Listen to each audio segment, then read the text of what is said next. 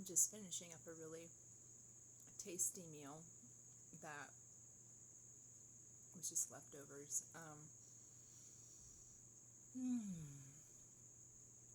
I'm in fall, and so what I mean by that fall is in my cycle. I am in the fall phase of my menstrual cycle, and I have some great friends that have been a huge resource just to help walk through this time gracefully. Man, I might link some of their resources down in the description. But yeah, so when you're in your fall phase of your cycle, you're just more hungry, and it's important to eat like healthy fats and healthy root vegetables, and I just felt like God hand delivered me a tasty meal of leftovers plus a sweet potato with a lot of butter that I asked James to make earlier. I'm just now eating it after coming back from the YMCA and dancing. So anyway, yeah, it's a tasty meal, and I'm thankful to be a woman and walking through this season of my life of perimenopause. I hate to say that, unless God totally does something else. I like bleeding. I like being a female. I like having a uterus, and I like just being in touch with my cycle, and I feel like the Lord speaks to me a lot through that, especially since being able to pause and think and reflect in the slowing down of my life, and the slowing down of like in the dying to self and the dying to ego that happens in this phase of life, and then finding new beauty and new things that are unearthed that have always been there, that has always been mine, but instead of coming from a place of ego, am I receiving it? It's now from a place of I'm seeing this is just a gift from the Lord. Yeah, so I've got food in my teeth. Anyway, I was thinking about that. I was also thinking about just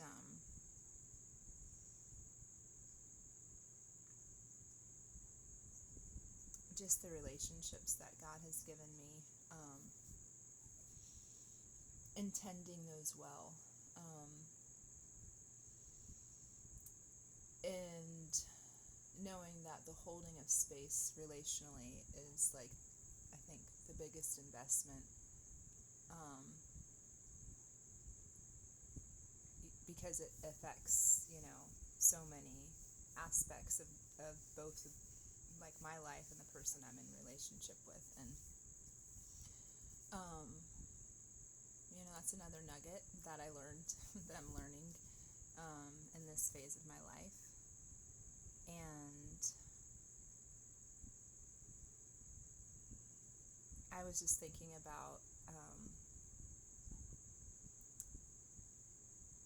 just the Lord restoring things to me, and thinking about work, and the time that I've been a labor and delivery nurse, and then the break that I had in order for me to refocus on my identity being found in God, and not in I have to do this to provide for my family, or I have to do this so that my identity feels secure, but my worth is far beyond what I do. It's just in the loving kindness of a creator God, and in God's loving kindness, like, he shook me to my core, and how he pulled me out of working as a labor and delivery nurse, And that was through some, I don't know how the lighting is on this. I think that's okay. That was through some really hardships. Is that light okay? Maybe I'll move. Some hardships working as a nurse, and what led up to those hardships and what preceded those hardships. It was like, you can't make this up. Like, God was sovereign in all of it, but it was so painful to walk through. And I was just thinking about how I have, several friends that have had some kind of either stress response, like a post-traumatic stress response, or brain trauma.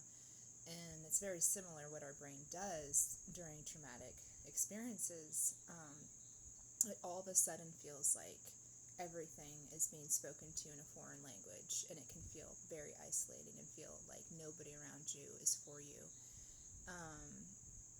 And like, God isn't good, because how could he be good if he allowed this to happen? You just can't understand anything. But God in his sovereignty allows those things to happen to bring to the surface areas of our life where we have found identity, false security, and false sense of identity, so that we can have greater freedom and be alive in him. And I can see that in my own life, just the way he strategically had me walk through some of the most painful, most targeted things to me and my identity, and how he walks me through like the relational aspect even years later of like some of the lies I believed and assumptions I believed, and even of walking through that. And like, he's so good in his way of bringing things up so that we can know him and be known by him. And the knowing is like this like pure white light agape love. It's like being outside on this beautiful day and just basking in the sun and having it not be too hot, and having a breeze, a cool breeze, a fall cool breeze, and feeling in your own skin and feeling like you are a child of God and you were put on this earth to enjoy his presence. That is what he wants for us, to take us to our gardens, the Eden that he's created for each of us, to partake of him. And that's an inner work. And then from that inner work, he brings an outward expression, and then takes us back inwardly to spend our time with him, meditating on him and reflecting with him. And it's just this beautiful process. And I'm just thankful. I'm thankful to be walking this out and have the resources that he's given me, and over the years, relationally, and also and how he's walked me like strategically working with women.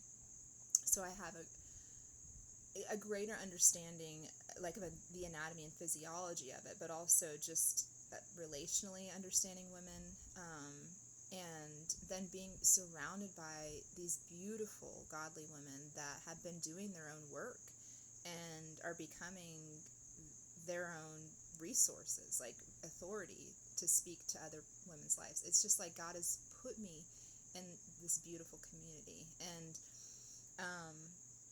I have 3 people I'm thinking in my mind right now who have been actively doing the work, and then a friend who is excited for us to do something with my girls, our girls in our community. So I just want to shout out to Danielle, to Jessie, to Elizabeth. Thank you for all the work that you have put in and that you are putting in to help women in the different spheres and the different platforms that God has given you to speak. And I just love each of you, and I love what you bring to the table, and how you fed me.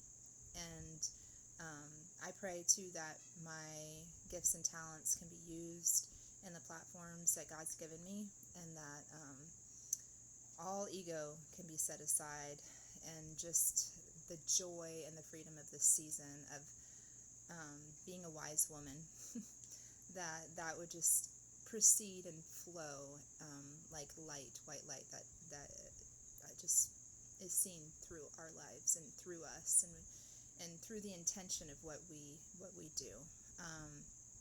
I believe this is the inner workings of God. I believe this is the sanctification process that he brings in women's life, and it's a beautiful reflection of the bride of Christ. Yeah, I'm just thinking of so many women who are in their 40s, a little bit older than me, some in their 50s,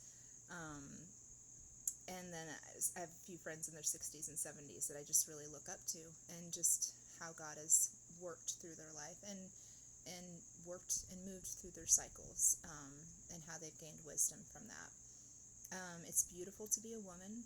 There's nothing like being created by God, and just being rightly fit, and just sitting and rest in who he's created you to be. Whether that's a man or that's a woman, there is such beauty there, and strength in our weakness. And so hats off to the men too. I've got, yeah, just, I'm, yeah, I'm going to stop talking about all that. I just wanted to share mostly from the perspective of being a woman. So anyway, hope you all have a wonderful evening, and enjoy the rest of your Sunday and whatever your weekend has for you before jumping into Monday. All right. Talk to you later.